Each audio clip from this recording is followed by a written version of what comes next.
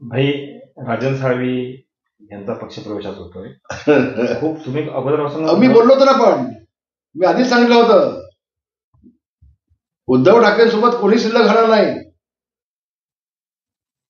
आजचा राजन साळवीचा प्रवेश म्हणजे उद्धव ठाकरेंच्या सनसनीत कॉन्फिडन्स आहे, राजकीय कॉन्फिडन्स, राजकीय दृष्ट्या म्हणतोय मी, हाताला नाही, राजकीय दृष्ट्या दिलेली ही कॉन्फिडन्स आहे राजन साळवींनी.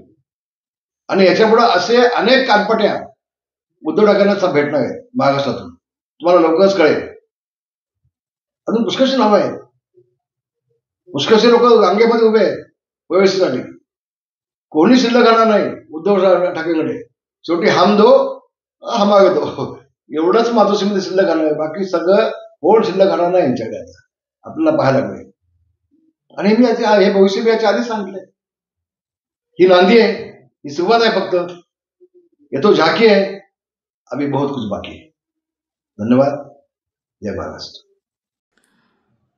भाई राजन साळवींचे तुमचे संबंध किती जिव्हाळ्याचे राहिले तरी आता ते तुमच्याकडेच येत आहेत किंवा आपल्या पहिल्या शिवसेनेकडे येतात असं म्हणूया, निष्ठावंत. कसं बघता या सगळीकडं मैत्रीकडं तुमच्या? नाही, राजन साळवींनी संबंध महाराष्ट्रात दाखवून दिलं की मी उद्धव ठाकरेला शेवटपर्यंत साथ द्यायचा प्रयत्न केला, पण आज त्यांच्याकडे सगळं संपलेलं आहे, काय शिल्लक घालून नाही. त्यांनी बाळासाहेबांच्या पाठीवर जे खंजूक बसलं ते आता सगळ्यांना पडतंय. राजनचे माझे सख्या भावासारखे संबंध, माझ्या लहान भावासारखं राजन आहे. मी त्याला राजूच म्हणतो. काल देखील राजनचा फोन आला, म्हटलं राजू बोल. मी त्याचा आवाज ओळखला त्याला नाव सांगण्याच्या आधी. मला समाधान वाटलं. आम्ही सगळ्याजणी निर्णय घेतला, पण मी राजूला फोन नाही केला कधी, राजनला फोन नाही केला पण तू ये आमच्यासोबत म्हणून, कधी फोन नाही केला.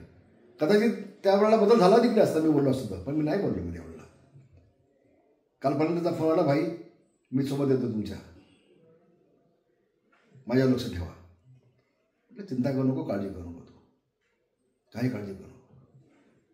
आणि म्हणून राजन हा माझ्या अतिशय भावासारखा आहे. वर वैभव नाईकचे माझे संबंध जवळचे आहेत. तुम्ही वैभव नाईकला विचारून घ्या, मी त्याला आता पण कधीच फोन नाही केला, कधीच नाही फोन केला, बिलकुल नाही. आम्ही कोकणातले सगळे आमदार आम्ही एकत्र होतो कालपर्यंत.